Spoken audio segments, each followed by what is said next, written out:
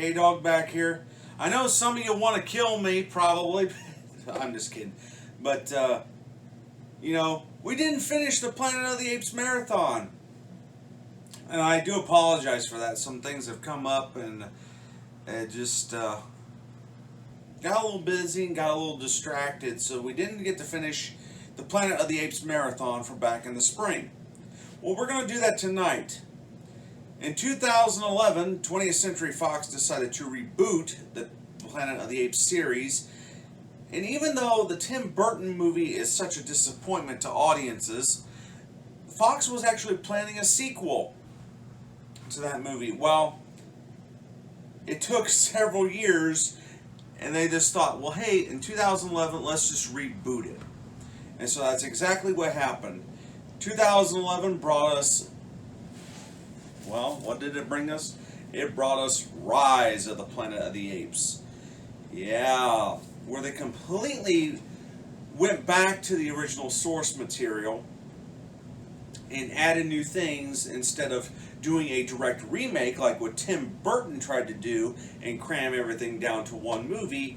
They decided to just reboot everything and tell how it got to where Charlton Heston lands on a planet of apes. So what we're going to do is we're going to watch the film, grab popcorn, grab soft drinks, because we're going to marathon the rest of the movies. And this one is rated PG-13 for, let's see here, I got to list the reasons why. For intense, frightening sequences of action and violence. Yeah, and also there is a little bit of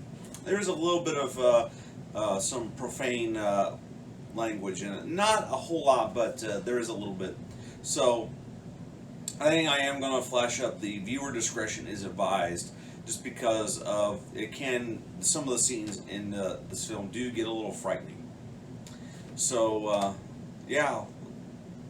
dim the lights and let's go ape. So yeah, Caesar's home. Yeah, that's quite how they did this. Is that how they basically tell how the whole thing started, and they also briefly show what happens to the humans and how they what eventually is going to be the inevitable.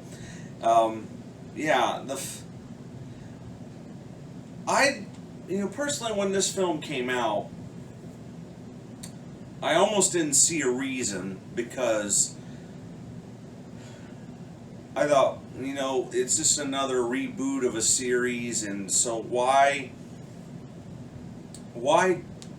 tell it again? I mean, it's just, but they did, I think what they did was a masterful job. Was they went back and decided to tell, okay, how did the planet Earth, from the first movie, get to a planet run by apes and that's completely desolate? And so what they show here is James Franco inventing a drug that's supposed to cure Alzheimer's, because his father, played by John Lithgow, has Alzheimer's really, really bad, and obviously didn't pay attention to the side effects. Didn't even take into the fact of the side effects of what happens. And what was intended for good ended up being a little bit for bad. And plus, you have a little bit of the corporate stepping in and saying, no, we're going to make a fortune with this. And so now this movie is a big upgrade from any of the past entries. From the first 5 original movies to Tim Burton's Planet of the Apes. All the apes were done by human actors in makeup.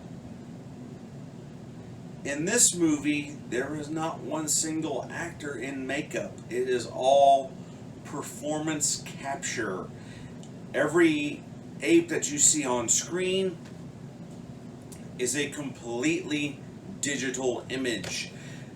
Now, it is run and performed by human actors. Andy Serkis, who does a masterful job at this. This is probably one of his better roles, I think, as a digital character. And of course, Weta Digital doing all the CGI and visual effects for the film. It just is really well done. A really well done movie, well done looking movie, and continues on what the original film series was doing, but in this time they actually went backwards and told, okay, how is this forming?